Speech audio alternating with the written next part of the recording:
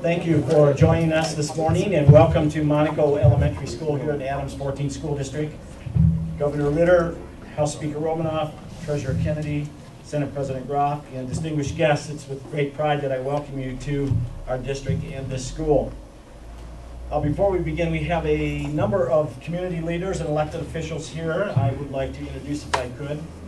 First of all, to my right is the President of our Board of Education, Mrs. Jeanette Lewis.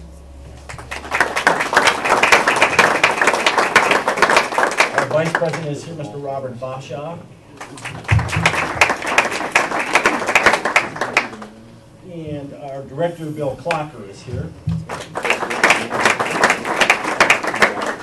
Two of our members are unable to attend. They had work responsibilities, and one's actually at a conference today. And that's Mr. Larry Quintana and Angela Kreitzer. We have also have our student Board of Education member. We have a student who sits on our Board of Education. Mr. Matt LaCruz is here this morning. Just elected to the president of the student body at Adams City High School. So welcome. From the city, we have our mayor, Mr. Paul Natel. I did not see our mayor pro tem, Reba Groder. I don't believe she's here yet. We have some council members here. First of all, we have Tony Johnson. And Mr. Orville Lewis, who is the husband of Jeanette Lewis.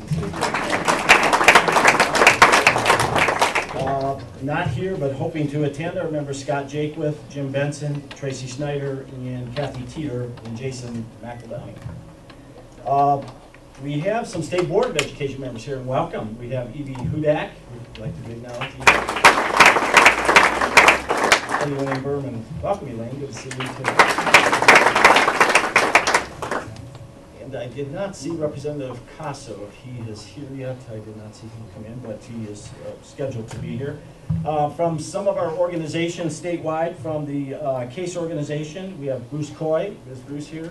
There he is. And from CASB, we have Jane Urschel. Jane, could you please wait?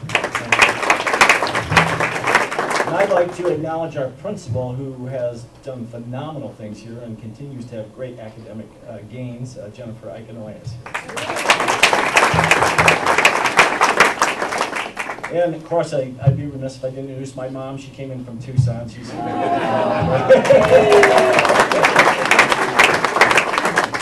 I hope I didn't miss anybody. We have such a wonderful team. Colleen from class, MCEA. Oh, I didn't see. Who's that, please? Colleen Hines, Class Colorado, and Colorado Education. Oh, great. I'm sorry I did not see you back there. Welcome. And Jerry Flannery is here somewhere. Jerry, yep, you're right. I couldn't see you. City Manager, welcome. Good to see you. Thank you. I think we got everybody now. I'm John Lang, by the way. I'm superintendent of schools.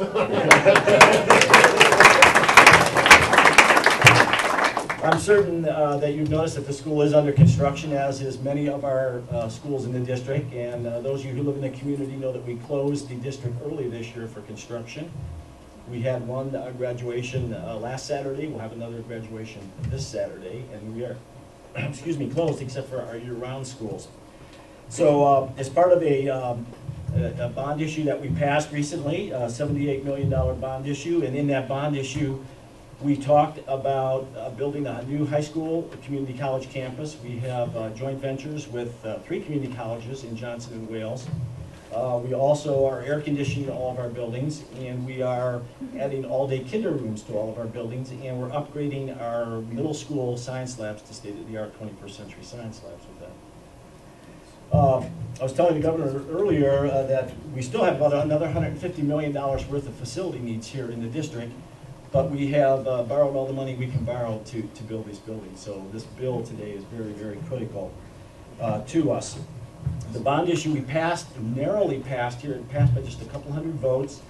In fact, when we did pass our bond, we had to wait about 30 days to find out after recounts if we really were going to start construction or not. So we had to hold everything and sit around and hold our breath until it was announced. And since then, we've been off to the races. So we're very excited. And while we're excited and ecstatic about the improvements to our schools, and the fact remains that this school is one of a fine example of a school that was built in 1956 during the Cold War, and it was constructed to double as a bomb shelter for this part of the community for fear that there might be an attack out on the arsenal where weaponry was being made. But this building has stood the test of time, but it also is not capable of having our modern technology operate here. Cell phones work sporadically within the building. Wireless networks work sporadically within the building. The walls are thick, in some cases 3 feet thick, you can't get signals into the building. The outdated plumbing and electrical systems combined with thick concrete masonry walls lead to major challenges in maintaining these schools. Making a simple plumbing repair can become a major project. And it involves knocking out holes in classroom ceilings and all kinds of things that have to happen to get into the superstructure of this building. So we are very happy and ecstatic to have the funds to rebuild this building, but the fact remains that there's still more to do in the district. And in spite of all this, our principals, our Board of Education, our teachers, our paraprofessionals, all of us have worked very hard to experience 7 straight years of CSAP gain. We've been invited down to the governor in a commissioner's news conference 4 of the last 5 years for one of our schools to be represented for academic gain. So we have a very dedicated group of people.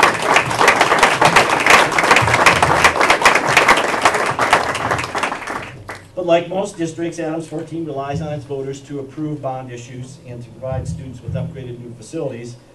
And with the passage of our 2006 bond election, by the way, that was the first one passed in 40 years in this district.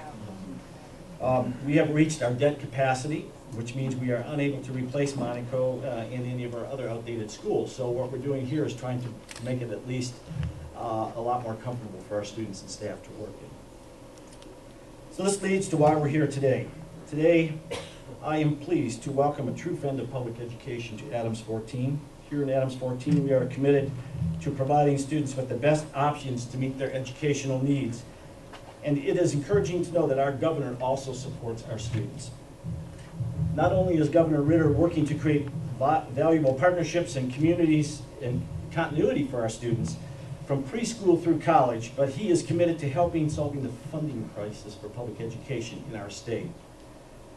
A few months ago, our community watched as construction came to a halt on our new cornerstone project, our new high school community college, a state-of-the-art facility, and as many of you know, the state building permit process works through the State Department, not through the local governments. And we got hung up with the building permit, and we're fortunate to have a few minutes with the governor to let him know we had a terrible situation. We had to send 80 brick masons home from a job site and put them out of work until we could get a building permit. And Governor Ritter caught wind of the problems when we chatted with him.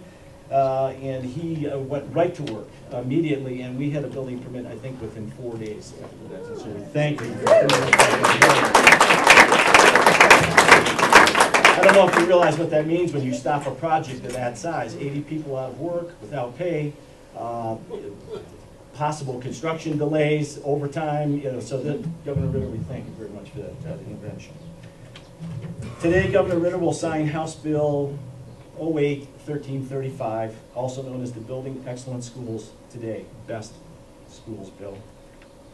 This legislation is a major step forward for school districts across the state, and many of us face challenges in securing funding for school improvements, and this will help create a funding mechanism for the much needed work throughout the state. We also hope it will bring additional attention to the funding issues that face public education here in Colorado. Again, we thank you for coming today. Without further ado, please join me in welcoming a true friend of public education, the governor of the great state of Colorado.